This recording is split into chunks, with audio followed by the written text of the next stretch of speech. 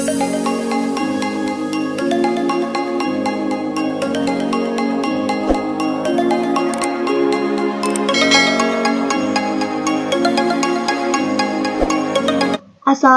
teman-teman.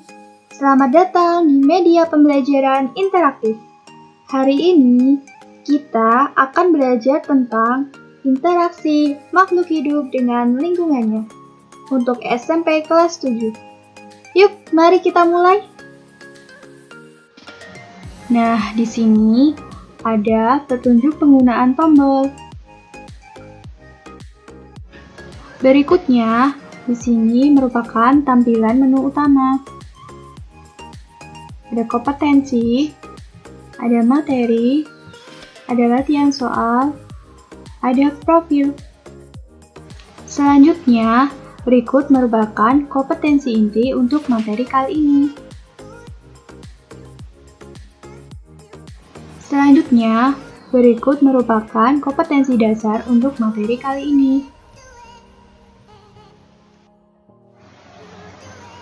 Nah, berikut merupakan indikator untuk materi ini.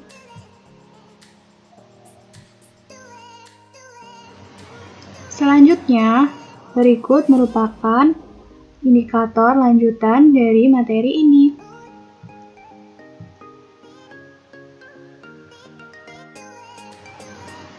Selanjutnya, berikut merupakan tujuan pembelajaran untuk materi ini.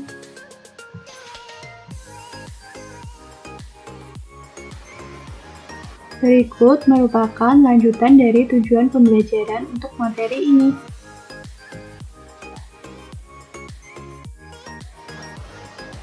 Nah, dari beberapa kompetensi yang sudah disampaikan tadi, saya rangkum menjadi 6 poin. Yang pertama, konsep lingkungan. Yang kedua, komponen ekosistem. Yang ketiga, macam-macam ekosistem. Yang keempat, interaksi antar komponen. Yang kelima, aliran energi. Dan yang terakhir, atau yang keenam, adaptasi. Nah, sekarang coba lihatlah gambar di samping. Apa yang dapat kamu amati dari gambar tersebut?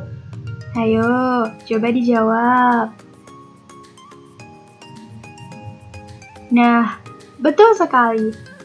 Jadi, dari gambar tersebut, kita dapat menyimpulkan bahwa lingkungan adalah segala sesuatu di sekitar individu dan mempengaruhi satu sama lain untuk membentuk sistem yang kompleks.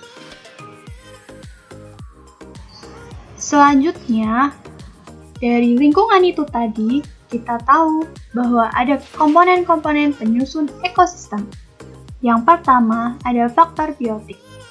Faktor biotik ini adalah makhluk hidup yang berinteraksi dan mempengaruhi lingkungan. Contohnya seperti manusia, hewan, tumbuhan, jamur. Yang kedua, ada faktor abiotik. Tidak hidup tapi mempengaruhi lingkungannya. Contohnya seperti suhu, sinar matahari, air, tanah, ketinggian, angin, garis lintang.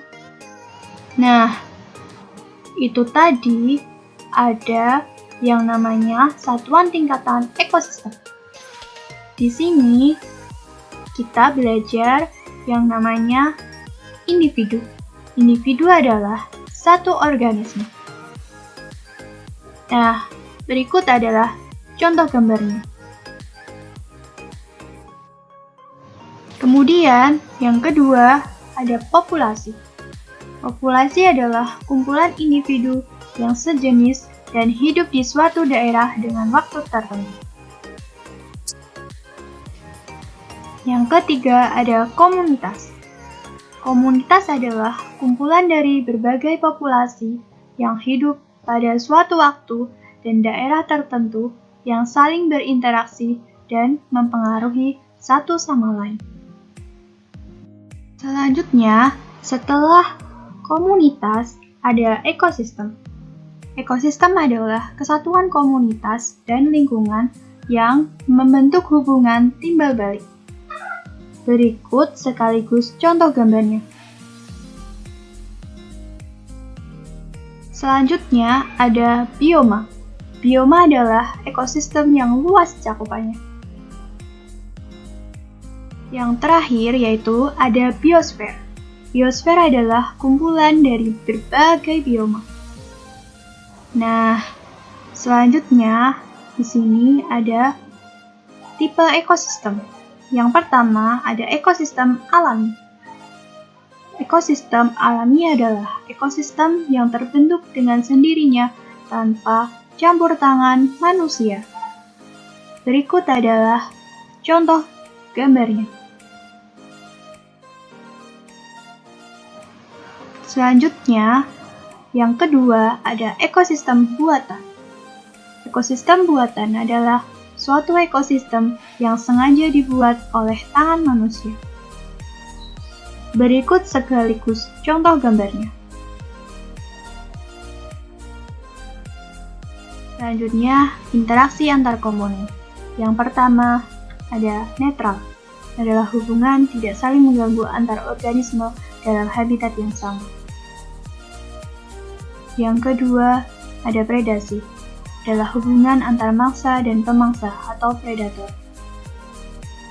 Yang ketiga, ada parasitisme, organisme berbeda spesies menguntungkan satu pihak dan merugikan pihak lain.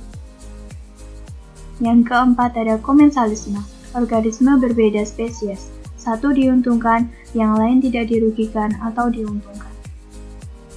Yang kelima, mutualisme, organisme berbeda saling menguntungkan keduanya.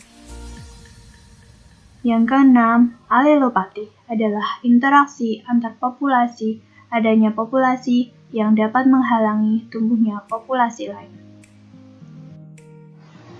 Selanjutnya ada aliran energi. Aliran energi adalah rangkaian urutan pemindahan bentuk energi satu ke bentuk energi yang lain, dimulai dari sinar matahari, lalu ke produsen, ke konsumen primer, ke konsumen tinggi. Nah, komponen rantai makanan ini ada 3, produsen, konsumen, dan pengurai. Produsen adalah organisme yang membuat makanannya sendiri atau autotrof melalui proses fotosintesis. Di darat ada tumbuhan, di laut ada alga atau ganggang, fitoplankton. Di sungai, di kolam, danau, ada cyanobacteria.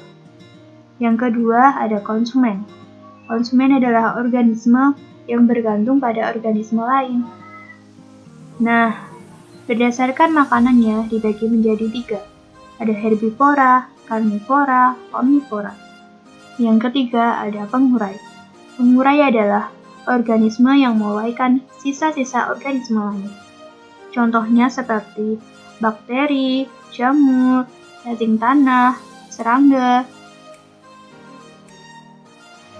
Nah, ini dia adalah gambar dari rantai makanan. Rantai makanan itu sendiri adalah peristiwa memakan dan dimakan yang membentuk rangkaian lurus dan tidak bercabang. Yang kedua, ada jaring-jaring makanan, yaitu kumpulan beberapa dari rantai makanan. Ayo, coba hitunglah jumlah rantai makanannya. Yang ketiga ada piramida. Piramida dibagi menjadi 3. Yang pertama, piramida jumlah. Piramida jumlah menggambarkan aliran energi dan jumlah makanan pada ekosistem, tersusun dari produsen hingga konsumen paling tinggi. Selanjutnya, yang kedua ada piramida biomasa. Gambaran susunan antar tropik dapat disusun berdasarkan kepadatan populasi berat kering maupun kemampuan menyimpan energi pada tiap tropik. Selanjutnya yang ketiga ada piramida energi.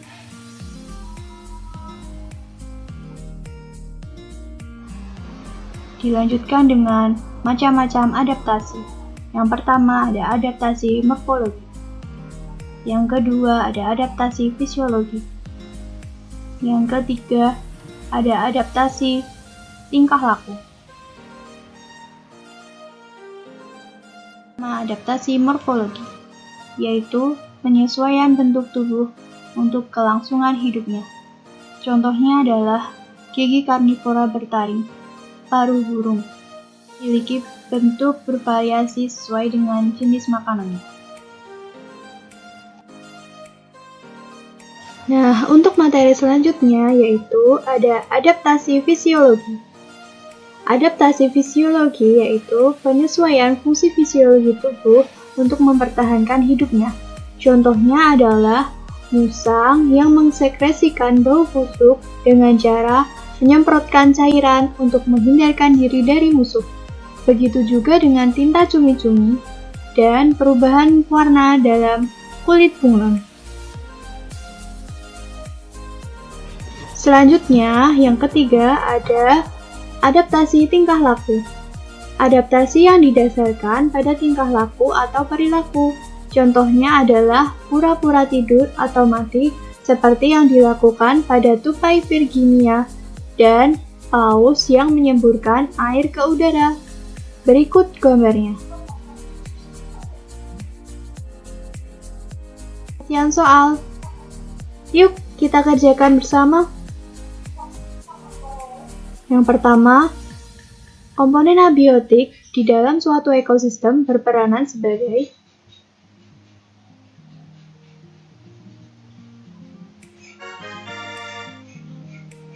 Yaps, betul, jawabannya A. Kita lanjut ya.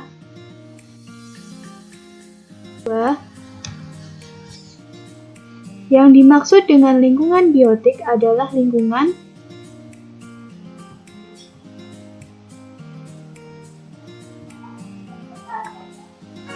Yaps, betul jawabannya. Ya, yang nomor 3. Makhluk hidup dan faktor abiotik pada suhu lingkungan merupakan satu kesatuan yang disebut Yaps, betul jawabannya A.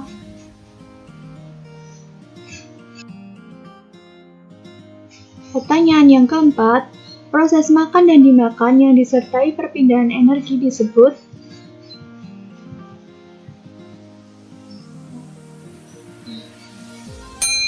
Yaps, betul jawabannya. Yang terakhir, hubungan yang terjadi pada beruang yang memangsa ikan salmon sebagai makanannya disebut dengan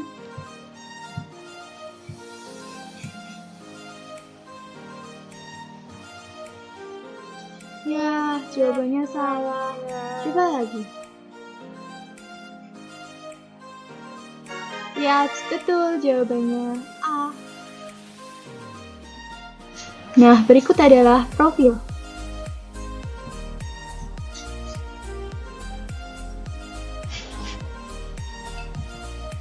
Sekian, terima kasih.